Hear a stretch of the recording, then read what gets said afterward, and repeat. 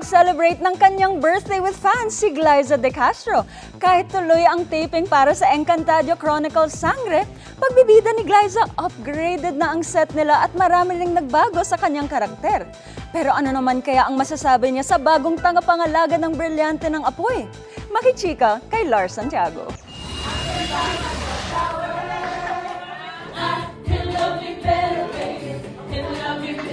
Sinulit ni Glyza De Castro ang muling reunion with fans.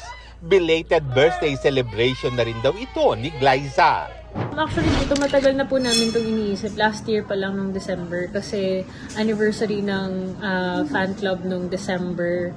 Tapos, nung time na yun, parang nagsunod-sunod na rin yung mga schedule. Tapos, holiday season. Thankfully, today na tuloy na rin and it's so nice to see them. Sa susunod na linggo ay padating na sa Pilipinas ang mister ni Glyza na si David Rainey mula sa Ireland.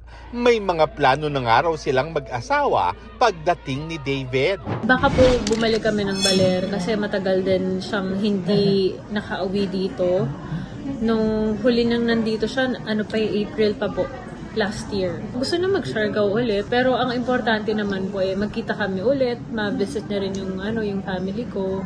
Sa ngayon, tuloy-tuloy ang taping ni Glyza para sa Encantadia Chronicles Sangre. At sobrang happy siya sa mangyayari sa kanyang karakter na si Pirena. Ang masasabi ko lang for this season sa character ni Pirena ay talagang redeemed siya.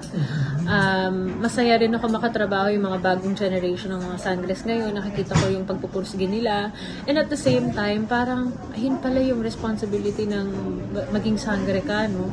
Hindi siya natatapos. Puring-puri ni Glyza si Faith Da Silva bilang Flamara, ang bagong tagapangalaga ng brilyante ng apoy. Bagay na bagay kay Faith po ang kanyang role bilang si Flamara. Nung una, syempre di ko pa nakatrabaho si Faith. So parang wala akong idea kung paano rin siya umarte o paano siya as a co-actor. Pero nung nakatrabaho ko siya, sabi ko, kaya sa kanya binigay kasi bagay sa kanya. Natutuwa rin si Glyza na hindi nakaligtas sa pansin ng netizens ang pasilip sa official Reddit account ng GMA, ang kahanga-hangang bagong set ng Sangre. Nag-upgrade na lahat, di ba? Ngayon, parang kung titignan mo yung 8 years ago, syempre iba pa yung technology, iba pa yung way of directing, kahit yung aspect ratio ng TV ngayon, iba na rin kasi dati square ngayon mas wide na. So ang dami na po talagang changes na